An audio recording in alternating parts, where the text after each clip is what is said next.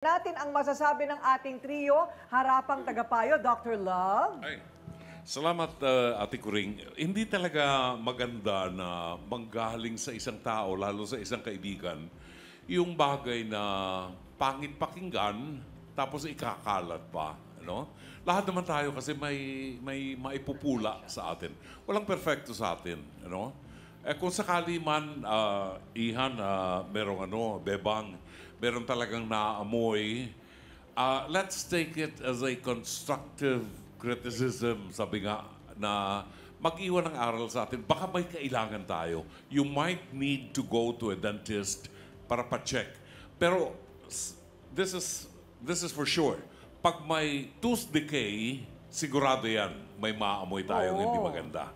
At kung may tooth decay, ibig sabihin, indikasyon yan talaga na kulang tayo sa oral hygiene. So, kung meron mang ganyang problema, ang dentista, una, ang makakatulong sa'yo, no?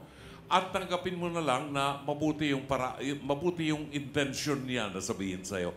Mali lang siguro ang paraan. May konting pang-iinsulto yung pagsasabi niya sa'yo na mabaho ang hininga.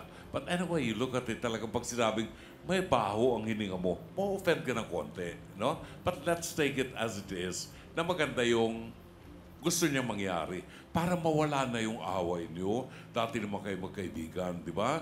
Maraming salamat. Ayun, thank you, Dr. Love. Walang hindi magagamot ng love. Ayan, dati naman kayo nagmamahalan, no? Dr. Camille, paano maiiwasan ng tooth decay and halitosis? Yung bad breath na tinatawag. Okay, unang-una, no, alam mo, importante dito, tubig. Bakit? Kasi pag well-hydrated ka, syempre, yung bibig natin basa. So, ang tendency, hindi siya, yung, alalahanin nyo ha, pag nag-produce kayo ng laway, parang ano siya, dental cleaning agent yan.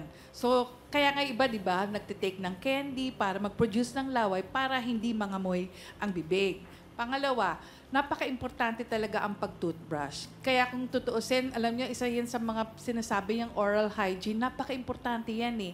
Dahil ang unang tinitignan sa isang tao, kumisan ang muka. At pag nakita na kulang ang ating ngipin, parang, ay bakit?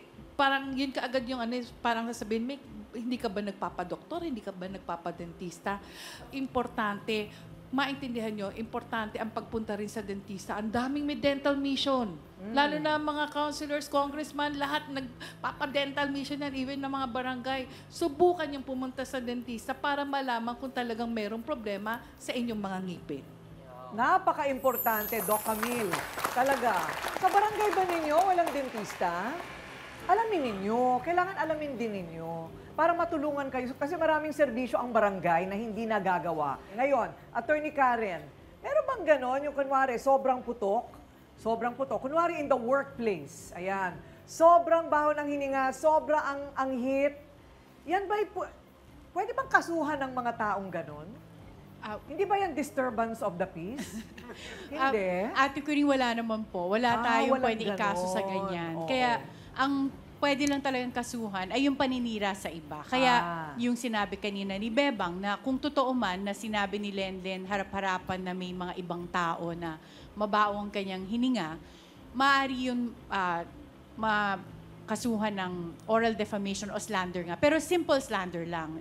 Pero may parusa pa rin yun na isang araw ng pagkakulong hanggang isang buwan ng pagkakakulong o isang multa na hindi lalampas ng 20,000 pesos. Wow, mahirap din yun. Oo, di ba? Mahirap din yun. Oo, di ba? Pero Ate Kuring, siguro kahit na hindi kayo magkasuhan, yung meron tayong ganung batas, kasi nga sa batas natin, pinagbabawalan yung paninira. Kasi nakakasira tayo ng reputasyon, karangalan, at saka dignidad ng ibang tao. Ayan, oo. Kasi talagang yun ang pwedeng ireklamo. Pagka pinagkalat mo na, ganon.